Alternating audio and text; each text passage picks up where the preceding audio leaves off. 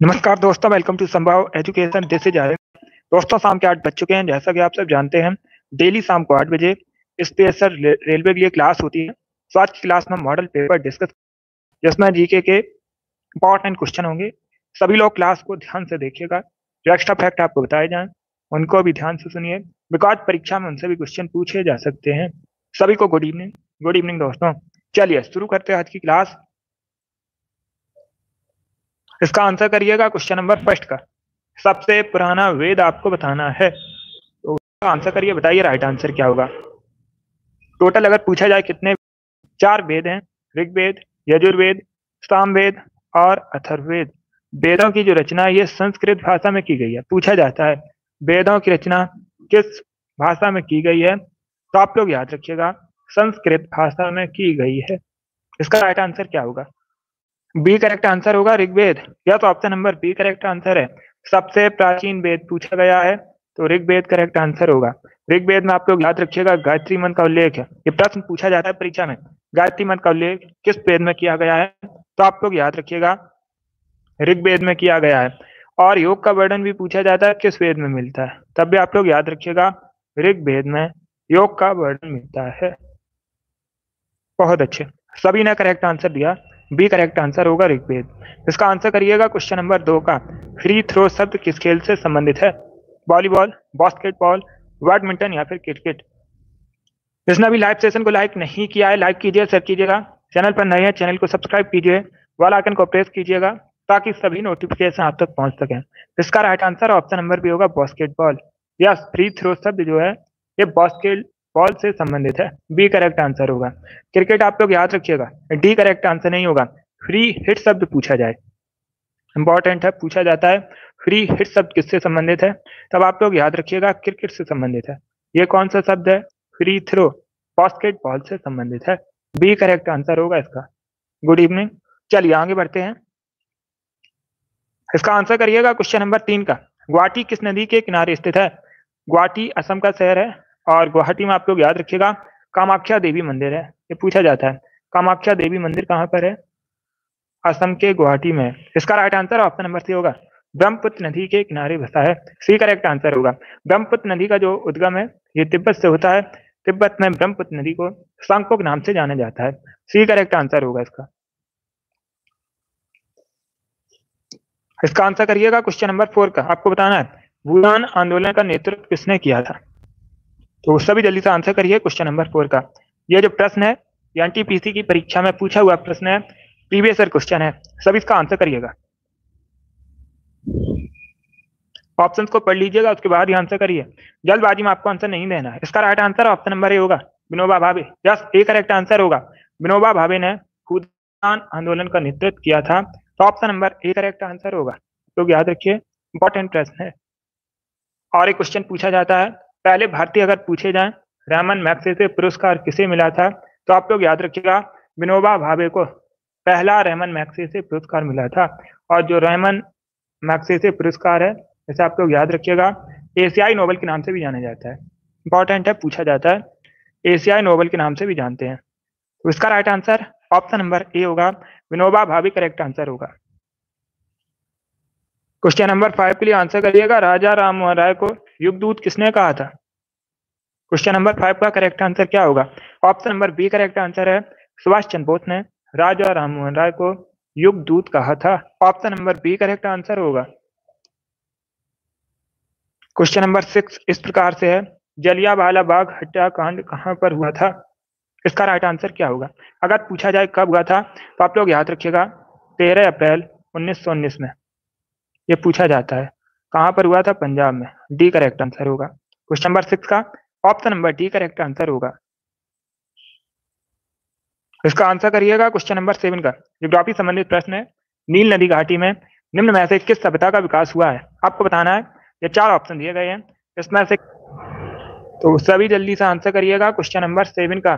इसका right answer क्या होगा दोस्तों? इसका right answer option number B होगा, मिस्र की सभ्यता। यस, बी करेक्ट आंसर होगा। मिस्र की सभ्यता का विकास नील नदी घाटी में हुआ था। बी करेक्ट आंसर होगा। क्वेश्चन नंबर 8 इस प्रकार से है, इंपॉर्टेंट प्रश्न है, कई परीक्षाओं में पूछा जा चुका है। भारतीय संविधान सभा की संघीय शक्ति समिति के अध्यक्ष कौन थे? उनका नाम आपको बताना है। सरदार पटेल, जवाहरलाल नेहरू, मोतीलाल नेहरू या फिर इनमें से। उसका right answer option number B होगा Jawaharlal Nehru. Yes, B correct answer होगा। भारतीय संविधान की संघीय शक्ति समिति के अध्यक्ष थे Jawaharlal Nehru. B correct answer होगा। ये आगे चलकर भारत के पहले प्रधानमंत्री बने थे और भारत के पहले विदेश मंत्री भी थे। इस प्रकार से प्रश्न पूछा गया था। रेलवे ग्रुप डी की परीक्षा पूछा हुआ प्रश्न है कि भारत के पहले विदेश मंत्री कौन थे, तो आप लोग याद रखिएगा जवाहरलाल नेहरू। यस सीमा, इसका right answer option number B होगा। अब इसका आंसर करिएगा क्वेश्चन नंबर 9 का। सभी जल्दी से आंसर करिए क्वेश्चन नंबर 9 का। आपको बताना है इनमें से कौन सा भारत का राज्य बांग्लादेश के साथ बॉर्डर शेयर नहीं करता है। अब लोग याद रखिएगा भारत के 5 राज्य बांग्लादेश के साथ बॉर्डर शेयर करते हैं। इंपॉर्टेंट है, पूछा जाता है ये प्रश्न। भारत सबसे अधिक बॉर्डर बांग्लादेश के साथ शेयर करता है और इसका राइट आंसर ऑप्शन नंबर ये होगा मणिपुर। नहीं पूछा गया है कौन सा राज्य बॉर्डर शेयर नहीं करता है, तो ए करेक्ट आंसर होगा मणिपुर बॉर्डर साझा नहीं करता है। बाकी आप लोग याद रखिएगा त्रिपुरा, मेघालय, असम, ये तीनों राज्य बॉर्डर शेयर करते हैं। ए करेक्ट आंसर होगा। मणिपुर जो है ये म्यांमार के साथ बॉर्डर शेयर करता है। आप लोग याद रखिएगा मणिपुर म्यांमार के साथ बॉर्डर शेयर करता है, ये पूछा जाता है प्रश्न। तो क्वेश्चन नंबर 9 का ऑप्शन नंबर ए करेक्ट आंसर होगा। अब इसका आंसर करिएगा क्वेश्चन नंबर 10 का।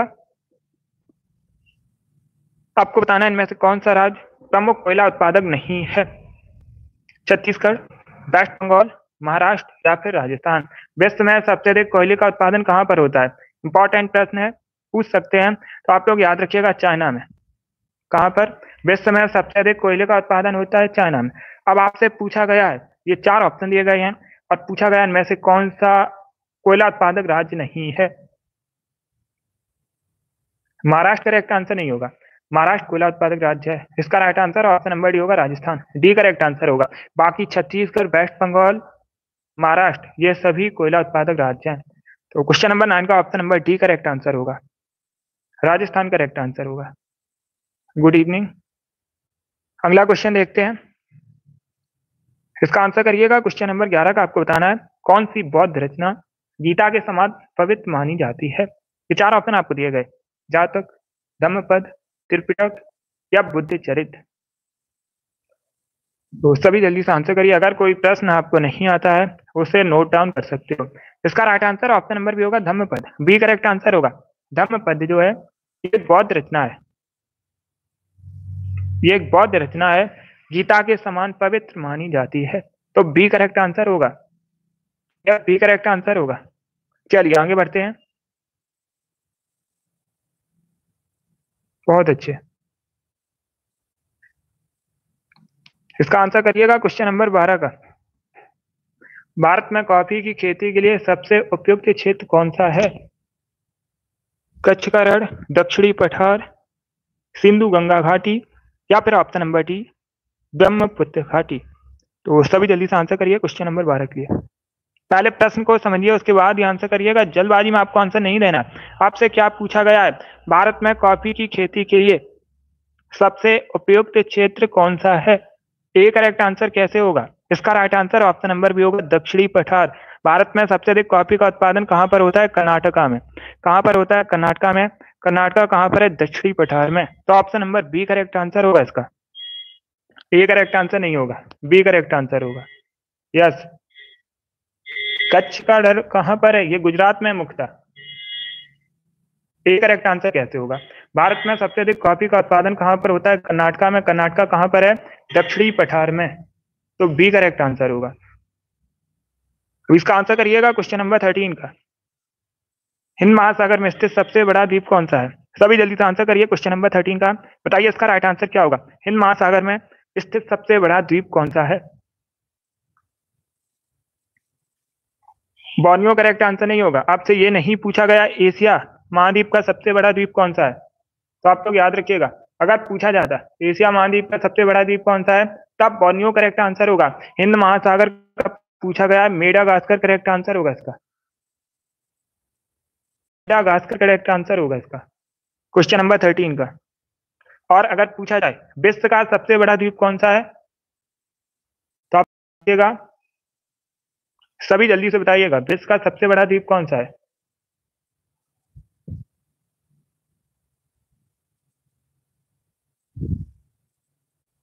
यस, ग्रीनलैंड आप लोग याद रखिएगा। ग्रीनलैंड जो है ये विश्व का सबसे बड़ा द्वीप है। इंपॉर्टेंट है, ये भी प्रश्न पूछा जाता है। ये सभी इंपॉर्टेंट प्रश्न है जो आपको एक्स्ट्रा फैक्ट में बताए जाते हैं, इनसे परीक्षा में प्रश्न पूछे जाते हैं। अब इसका आंसर करिए क्वेश्चन नंबर 14 का। ये हिस्ट्री संबंधित प्रश्न है, मॉडर्न हिस्ट्री संबंधित क्वेश्चन है। बताइए इसका राइट आंसर क्या होगा। प्रथम पुर्तगाली वायसराय निम्न में से कौन सा था। यस, ये डेनमार्क के अधीन है, जो ग्रीनलैंड है डेनमार्क के अधीन है। अब इसका आंसर करिएगा क्वेश्चन नंबर 14 के लिए। इसका right answer option number C होगा। सी करेक्ट आंसर होगा। फ्रांसिस्को डी अल्मीडा भारत का पहला पुर्तगाली वायसराय आंसर होगा। ए या बी करेक्ट आंसर नहीं होगा। इसका right answer option number C होगा, फ्रांसिस्को डी अल्मीडा। अब इसका आंसर करिएगा क्वेश्चन नंबर 15 का। कांच क्या होता है, तो सभी जल्दी से आंसर करिए। बताइए क्वेश्चन नंबर 15 का करेक्ट आंसर क्या होगा। आंसर होगा कांच एक अति शीतित द्रव है, बी करेक्ट आंसर होगा। अब इसका आंसर करिएगा क्वेश्चन नंबर 16 का। लाला लाजपत राय ने निम्न में से किस बैंक की स्थापना की थी। लाला लाजपत राय ने साइमन कमीशन के विरोध में अपनी जान गंवाई थी। 1928 में साइमन कमीशन भारत आया था और इसके विरोध में एक नारा दिया गया था, साइमन साइमन। इसका right answer D correct answer होगा इसका, Punjab national bank. Yes, Lala Lajpat Rai ने पंजाब नेशनल बैंक की स्थापना की थी। Option number D correct answer होगा। बहुत अच्छे। अब इसका आंसर करिएगा क्वेश्चन नंबर 17 का। भारत सरकार के सर्वोच्च शासकीय अधिकारी कौन है, तो सी करेक्ट आंसर होगा। भारत के जो मंत्रिमंडलीय सचिव होते हैं ये सर्वोच्च शासकीय अधिकारी होते हैं भारत सरकार में। सी करेक्ट आंसर होगा 17 का। इसका आंसर करिएगा क्वेश्चन नंबर 18 का। सभी जल्दी से आंसर करिए। संसार का सबसे आर्द्र महाद्वीप आपको बताना है, तो सभी जल्दी से आंसर करिएगा क्वेश्चन नंबर 18 का। स्कोर नहीं आ रहा है, ज्यादा प्रैक्टिस कीजिए, मैथ और रीजनिंग की प्रैक्टिस कीजिएगा और जो जीके के प्रश्न हैं उनको रिवाइज कीजिएगा। अगर सही से याद नहीं होते हैं तो लिखकर याद कीजिएगा। टाइम के साथ में 2 घंटे का एग्जाम है तो 2 घंटे का टाइम सेट कीजिए, उसके बाद मॉडल पेपर या प्रैक्टिस सेट को सॉल्व कीजिएगा। डेली करना आपको ऐसा परीक्षा तक। इसका राइट आंसर क्या होगा। डी करेक्ट आंसर होगा, दक्षिण America. Yes, option number D इसका राइट आंसर होगा। आप लोग याद रखिएगा, संसार का सबसे आर्द्र महाद्वीप जो है दक्षिण अमेरिका महाद्वीप है, तो option number D correct answer होगा। 90 मिनट का पेपर है तो 90 मिनट का टाइम सेट कीजिए। जितना टाइम एग्जाम में दिया जाए उतना आप टाइम को सेट कीजिएगा, उसके बाद प्रश्नों को सॉल्व कीजिए। यस, डेली कीजिएगा। तो इसका right answer option number D होगा। अगर पूछा जाए क्षेत्रफल के अनुसार ये किस स्थान पर है विश्व में, तो ये चौथे स्थान पर है। इंपॉर्टेंट है, दक्षिण अमेरिका महाद्वीप जो है क्षेत्रफल की दृष्टि से विश्व में चौथे स्थान पर है, तो option number D correct answer होगा इसका। चलिए आगे बढ़ते हैं। अभी जो न्याग्रा वाटरफॉल है ये किसकी सीमा पर स्थित है। सभी जल्दी आंसर करिए क्वेश्चन नंबर 19 का। इसका right answer option number B होगा, यूएसए और कनाडा की सीमा पर स्थित है। बी करेक्ट आंसर होगा। अब देखिएगा एक प्रश्न और पूछ सकते हैं आपसे, महाद्वीप में है तो आप लोग याद रखिएगा ये नॉर्थ अमेरिका महाद्वीप में है। किस महाद्वीप में है, नॉर्थ अमेरिका महाद्वीप में है। इसका right answer option number B होगा। चलिए आगे बढ़ते हैं।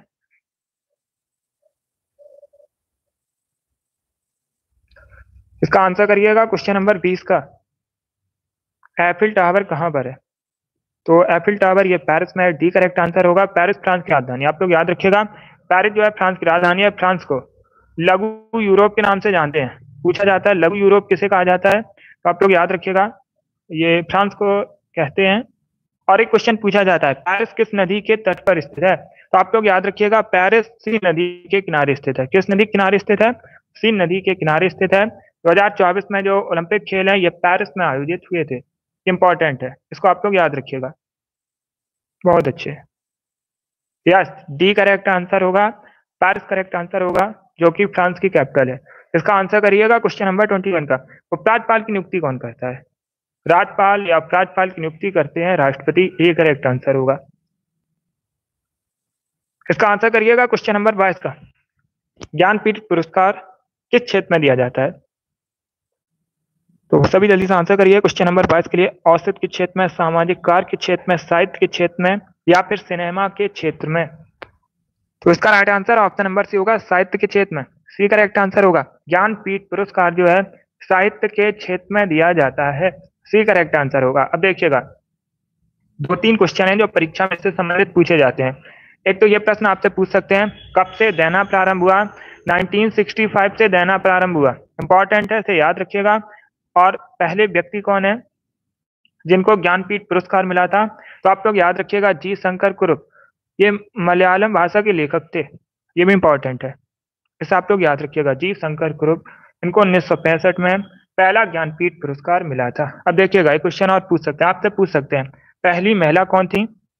तब आप लोग याद रखिएगा, आशापूरा देवी। इंपॉर्टेंट है, पहली महिला पूछी जाए ज्ञानपीठ पुरस्कार प्राप्त करने वाली, तो उनका नाम आप लोग याद रखिएगा, आशापूरा देवी। तो इसका right answer option number C होगा। पर्ल ऑफ साइबेरिया किसे कहा जाता है? सभी जल्दी से आंसर करिएगा क्वेश्चन नंबर 23 का। पर्ल ऑफ साइबेरिया किसे कहते हैं? ए करेक्ट आंसर होगा, बैकाल। क्या? तो ऑप्शन नंबर ए करेक्ट आंसर है। बैकाल लेक कहां पर है? रसिया में। कई बार मैंने आपको बताया, विश्व की सबसे गहरी झील है। इंपॉर्टेंट है, पूछा जाता है, विश्व की सबसे गहरी झील कौन सी है? बैकाल लेक है। अब इसका आंसर करिएगा, ये एक मीठे पानी की झील है, ये भी आप लोग याद रखिएगा। अगर पूछ सकते हैं, आपसे पूछ सकते हैं, ये कैसे पानी की झील है, खारे पानी की या मीठे पानी की? तब आप लोग याद रखिएगा, मीठे पानी की झील है। अब इसका आंसर करिएगा क्वेश्चन नंबर 24 का। आपको बताना है, हम्पी का खुला संग्रहालय कहां पर है? तो आप लोग जानते होंगे, ये कर्नाटका में है। इसका right answer option number A होगा। अब इसका आंसर करिएगा क्वेश्चन नंबर 25 का। आपको बताना है, डायनमो का आविष्कार किसने किया था?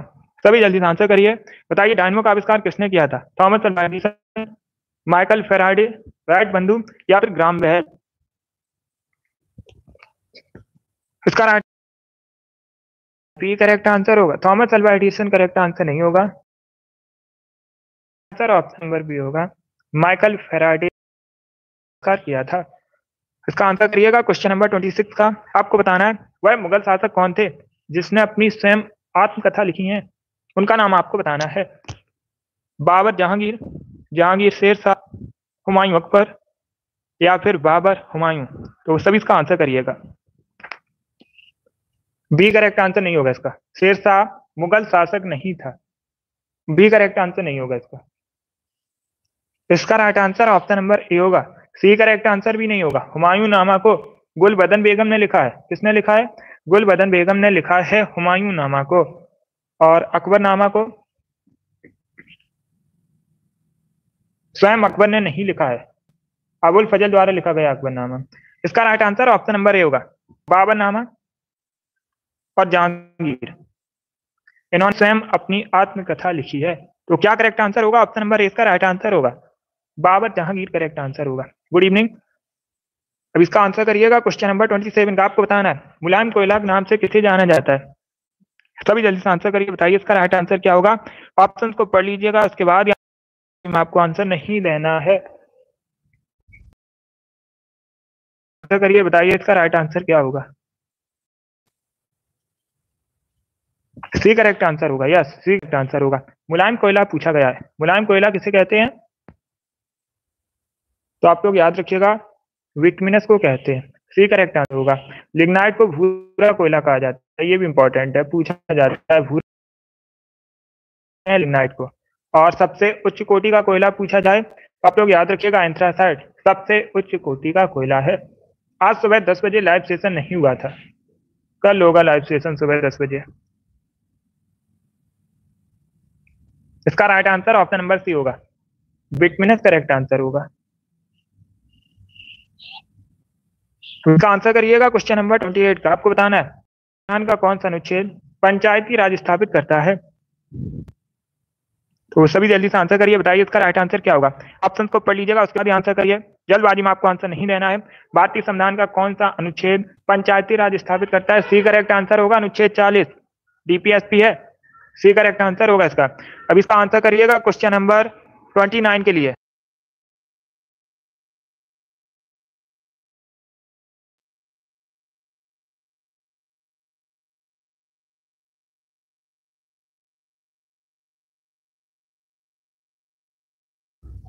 तो सभी जल्दी से आंसर करिए क्वेश्चन नंबर 29 के लिए। बताइए इसका राइट आंसर क्या होगा।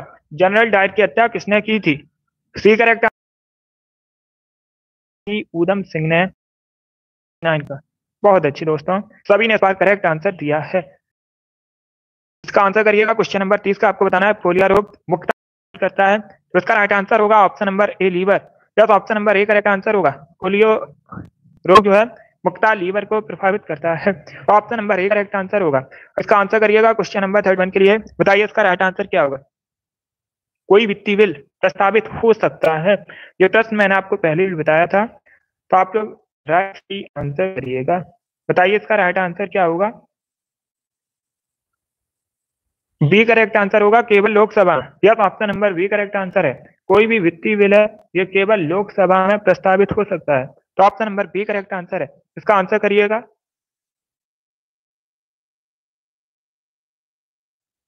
क्वेश्चन नंबर 32 के आंसर करिए। कजरी कहां से संबंधित नृत्य है। इसका right answer option number D होगा उत्तर प्रदेश। यह option number D correct answer है। मुख्यतः उत्तर प्रदेश से संबंधित है कजरी। अब इसका आंसर करिएगा क्वेश्चन नंबर 33 के लिए। सांख्य दर्शन के प्रतिपादक आपको बताने हैं। पतंजलि, वाल्मीकि, कपिल या फिर गौतम। सांख्य दर्शन के प्रतिपादक कौन है। पतंजलि, वाल्मीकि।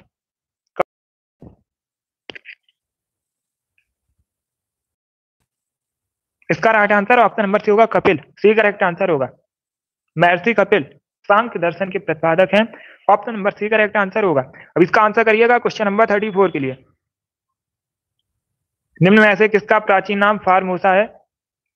तो इसका right answer option number C होगा ताइवान। या सी करेक्ट आंसर होगा। ताइवान का जो प्राचीन नाम है फार्मोसा है। अभी आंसर करिएगा क्वेश्चन नंबर 35 के लिए। आपको बताना है इनमें से कौन धातु नहीं है।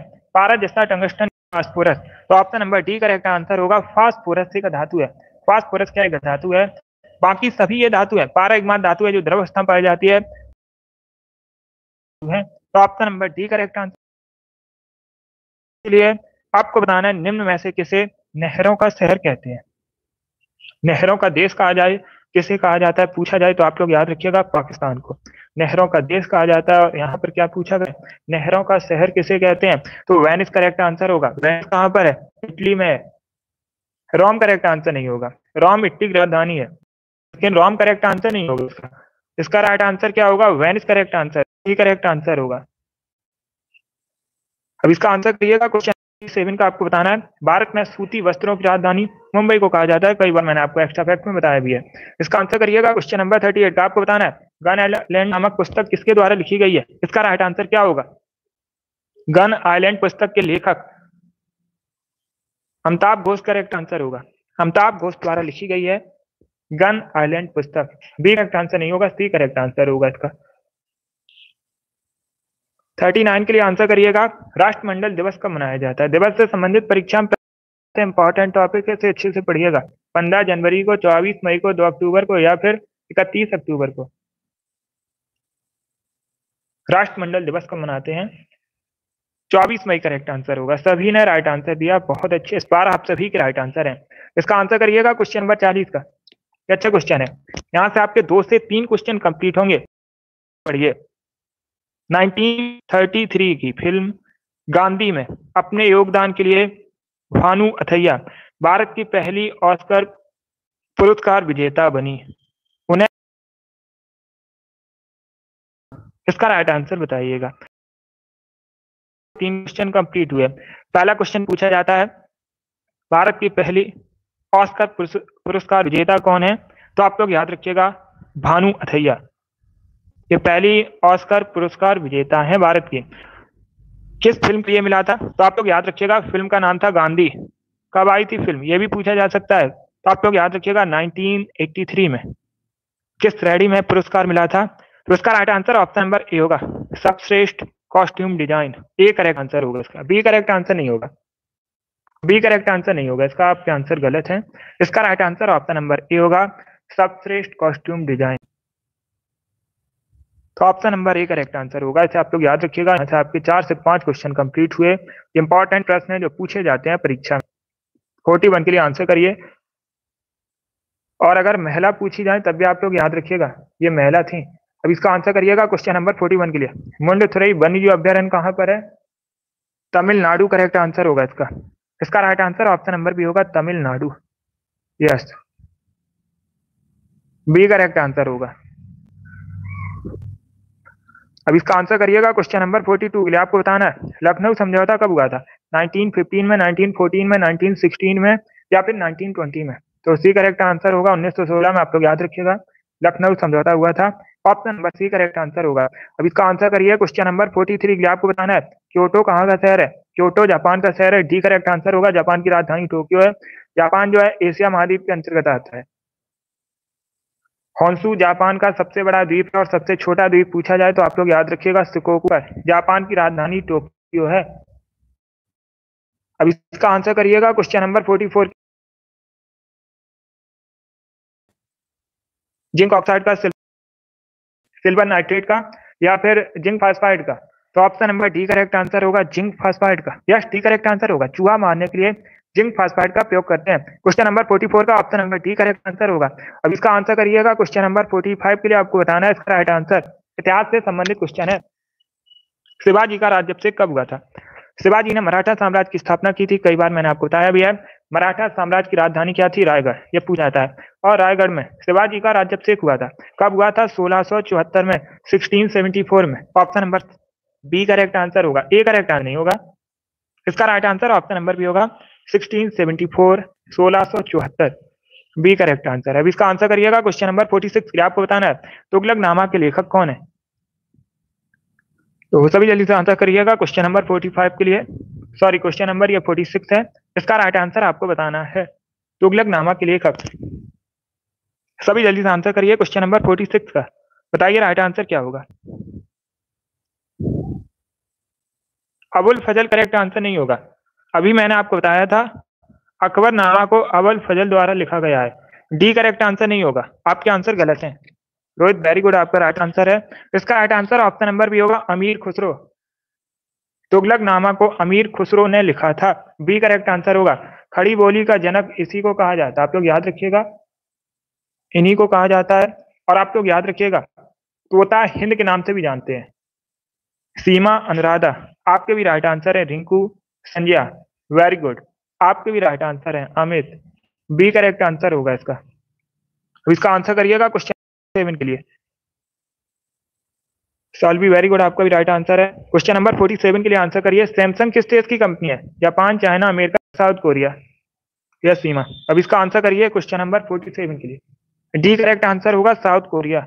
माही, बहुत अच्छा, आपका भी राइट आंसर है। अभिषेक, गुड, आपका भी राइट आंसर है। डी करेक्ट आंसर होगा इसका। South Korea. साउथ कोरिया की अगर कैपिटल पूछी जाए तो आप लोग याद रखिएगा सियोल। साउथ कोरिया की राजधानी है। जगन्नाथ मंदिर आपको बताना है कहां पर है? उड़ीसा, आंध्र प्रदेश, तमिलनाडु या फिर वेस्ट बंगाल? तो इसका राइट आंसर होगा ऑप्शन नंबर ए, उड़ीसा करेक्ट आंसर होगा इसका। क्या ऑप्शन नंबर ए करेक्ट आंसर है? जगन्नाथ मंदिर कहां पर है? उड़ीसा में। ऑप्शन नंबर ए करेक्ट आंसर है। बहुत अच्छे। आज का लास्ट क्वेश्चन आपके सामने है। सॉरी, ये क्वेश्चन नंबर 49 है। अभी एक क्वेश्चन और है। आपको बताना है निम्न में से किस खनिज को पीला केक कहते हैं? ये अच्छा क्वेश्चन है। सभी जल्दी से आंसर करिए। बताइए पीला केक किसे कहते हैं?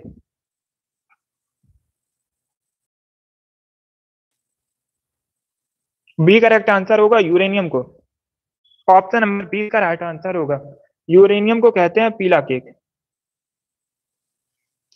क्वेश्चन नंबर 50 आपको बताना है क्रेमलिन किस देश का स्मारक है? किस देश में है? ग्रीस, इटली, रसिया या फिर मिस्र?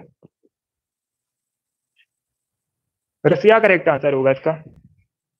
सी करेक्ट आंसर होगा इसका। आप लोग याद रखिएगा क्रेमलिन जो है ये रसिया में है।